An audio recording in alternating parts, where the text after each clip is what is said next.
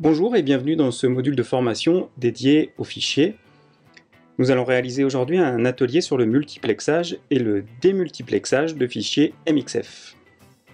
Donc pour cet atelier, nous allons utiliser un logiciel MXF Desktop de Snell et Wilcox qui permet d'identifier certains containers de type MXF. Il permet donc de démultiplexer, c'est-à-dire sortir des essences, ou de multiplexer des médias pour recréer un container MXF. Donc dans un premier temps, nous allons installer le logiciel MXF Desktop.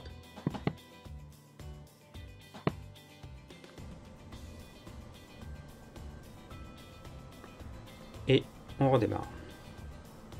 Donc le logiciel est installé, nous allons pouvoir travailler avec des fichiers MXF.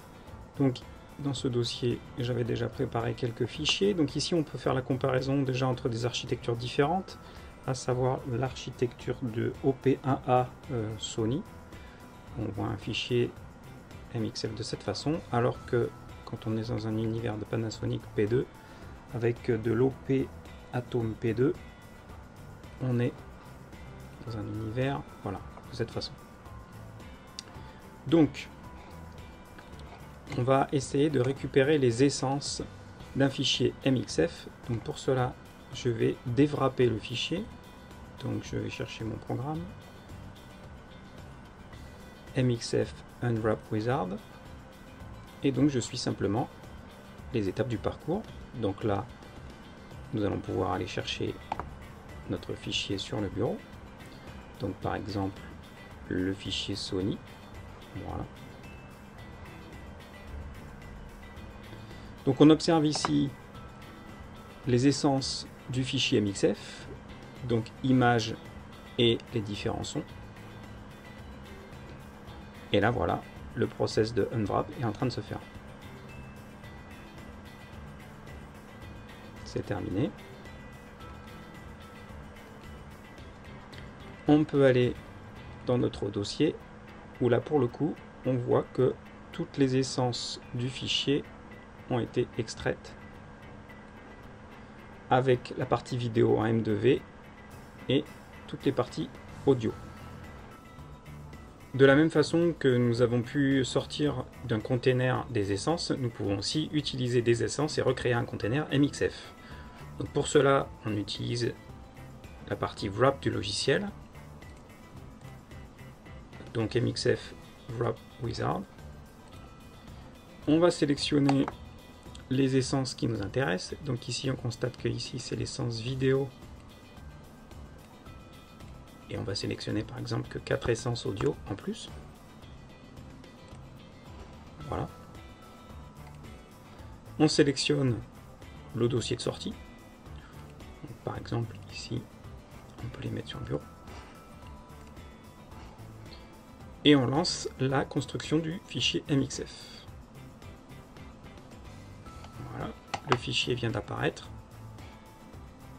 Et on constate donc ici que nous avons bien un fichier avec l'extension MXF. Voilà, c'est terminé pour cette formation. Je vous invite désormais à vous connecter sur la plateforme pour une mise en pratique au travers d'une mission. Bonjour et bienvenue dans ce tutoriel qui va vous expliquer en fait les règles de fonctionnement NAT par la mise en place d'un serveur FTP. Donc dans un premier temps, il nous faut connaître notre adresse IP locale. Donc pour cela, nous allons chercher l'invite de commande par la commande cmd. Une fois qu'on a ouvert l'invite de commande, on tape ipconfig, ce qui nous renvoie des paramètres de notre carte réseau, à savoir les éléments qui nous intéressent ici, l'adresse IPv4 192.168.1.112, le masque de sous-réseau et la passerelle qui en fait est ici notre routeur en 192.168.1.1. Une fois qu'on a ces informations, il nous faut aussi connaître notre adresse IP publique. Pour cela, nous allons sur Google et nous tapons MyIP pour chercher un service disponible sur Internet qui va nous renvoyer notre adresse IP publique. Donc ici, on observe notre adresse IP publique. Donc je copie cette adresse IP. Maintenant, il nous faut aller chercher notre serveur FTP. Donc pour cela, sur PC, on peut utiliser le logiciel FileZilla dans sa partie serveur. Attention ici, il faut bien prendre la partie serveur et non pas la partie cliente. On clique sur FileZilla serveur, on télécharge l'application et on l'installe. Une fois l'application installée, c'est très simple. On ouvre l'application. Ici, on observe l'adresse 127.0.0.1, le port 14147. OK, permet de lancer le serveur. Le serveur est lancé. Une fois qu'on veut le paramétrer, il faut définir un utilisateur, ici que j'ai déjà paramétré sous le nom échange, avec un mot de passe associé. Ensuite, on partage un dossier. Ici, j'ai pu partager le dossier sur l'utilisateur échange et ce dossier-ci. J'y attribue les droits de lecture, d'écriture, d'effacement. Je peux aussi, en fonction des dossiers, les ajouter, les supprimer. Pour sécuriser et faciliter aussi l'accès à notre serveur FTP, nous allons paramétrer en mode passif. Pour cela, il faut entrer dans les settings, le mode Passive Mode Settings et définir une plage de port. Donc ici, sur les ports, 60 000 à 100 000. On définit aussi ici notre adresse IP publique pour pointer directement vers notre serveur FTP.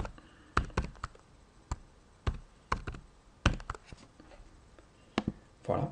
Dans un deuxième temps, il nous faut aller aussi sur notre routeur pour aller faire ce qu'on appelle la translation d'adresse ou le NAT.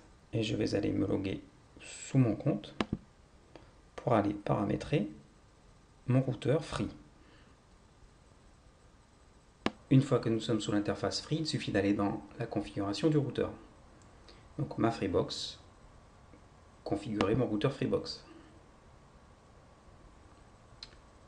Donc ici, on observe un ensemble de paramètres, à savoir des adresses DHCP et des adresses IP avancées. Donc pour nous, nous allons dans la redirection des baux. Nous allons définir ce qui a été préalablement fait, une redirection de port sur le port 21 qui correspond au port FTP. Ici, port externe 21, protocole TCP, sur notre adresse IP locale 192.168.1.112 et en port interne, port 21. De la même façon, pour notre mode passif, il faut que nous allions faire une redirection pour le coup de plage de port, donc ici de 60 000 à 100 000, en TCP, toujours sur notre adresse IP, donc en translation 192.168.1.112. Une fois que nous avons fait ça, nous sauvegardons les paramètres, ce que j'ai déjà fait. On peut fermer notre interface de routeur.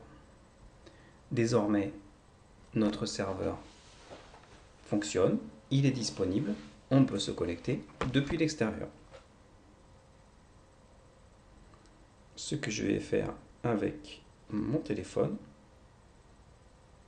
j'entre l'IP public qui correspond à ma machine depuis l'extérieur, mon username et mon mot de passe, je sauvegarde et je lance la connexion. Après quelques minutes, j'observe ici, la connexion est établie avec, sur le compte échange avec une adresse IP et les informations qui ont transité. Voilà, ce tutoriel est à présent terminé. Je vous invite à retourner sur la plateforme de e-learning pour continuer la suite de ce parcours de formation.